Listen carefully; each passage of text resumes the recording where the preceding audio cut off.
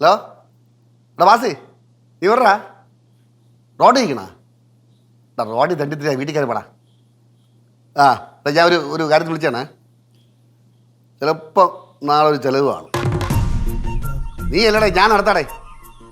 ഒരു കാര്യമുണ്ട് എടാ, ഒരു സന്തോഷ വർത്തമാനമുണ്ട്. ഞാൻ പറയാം, ചിലവ് കഴിഞ്ഞിട്ട് എന്ത് പറയാം. വച്ചിട്ട് പടാ അവിടുന്ന്. പിന്നെ ആരും ചോദിക്കണത് പറഞ്ഞില്ല ചിലവ് നടത്താതെ പിന്നെ എന്ത് എന്ത് യാത് എപ്പം എന്ത് നീ പഞ്ചപ്പം അവിടെ വന്നു ചിലവ് നടത്താന്ന് പറഞ്ഞാൽ പിന്നെ എന്ത് ശരിയടാ. Okay okay okay okay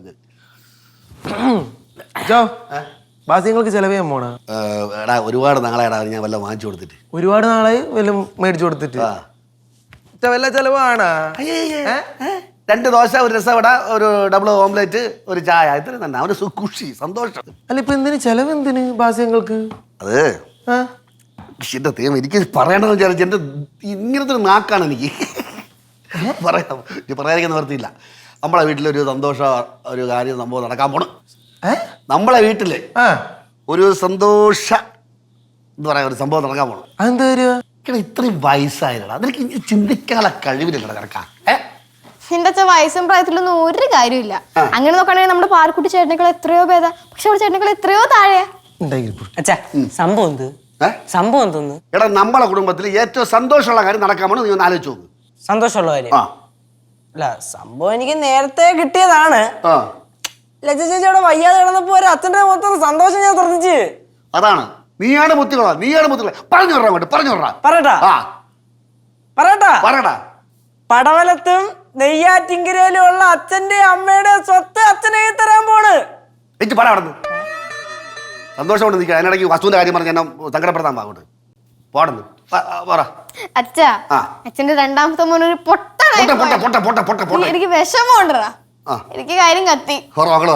Lachu ചേച്ചിയെ കുറച്ചുള്ള കാര്യല്ലേ അല്ലേ അല്ലേ കിട്ടി. ലച്ചു ചേച്ചിയെ സിദ്ധുവിനെ ഗൾഫിൽ കൊണ്ടുപോകാൻ പോണ്. ഇന്ന് പോണേ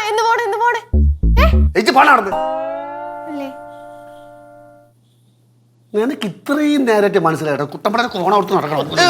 പറടാ അങ്ങോട്ട്. എനിക്ക് കാര്യം കത്തി. പക്ഷെ ഞാൻ പറഞ്ഞ തെറ്റിക്കഴിഞ്ഞാൽ ഞാൻ ചമ്മൂലേ? ഇല്ല അച്ഛൊന്നും ചെയ്യില്ല. പക്ഷെ ഇവരെ പോലെ ചമ്മും ഞാൻ ഇല്ല. വേണ്ട പറ. ഞാൻ പറയട്ടെ, ഈ വീട്ടിലോട്ട് അമ്മ പുതിയൊരു കാർ മേടിച്ചു തരാൻ പോണ്.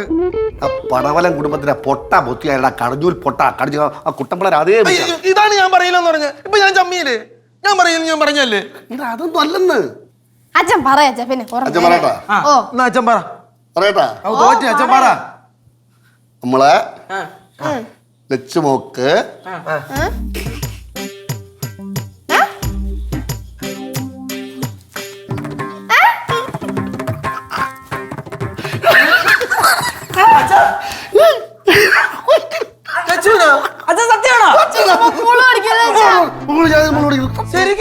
ആശുപത്രി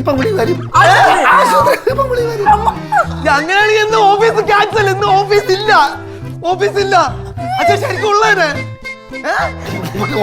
അങ്ങനെയാണെങ്കിൽ അളിയാൻ ഗൾഫിലിരുന്ന് തുള്ളിച്ചാടി മരിക്കുമല്ലോ നീ ഇത് കേട്ട് കഴിഞ്ഞാ. ഇപ്പൊ തന്നെ അറിഞ്ഞോണ്ട്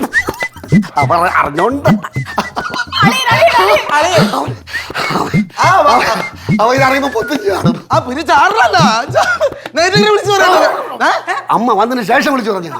അമ്മ വന്നതിന് ശേഷം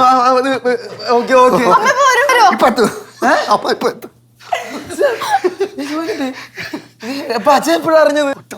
ഒറ്റ നോട്ടത്തിൽ മനസ്സിലാവും.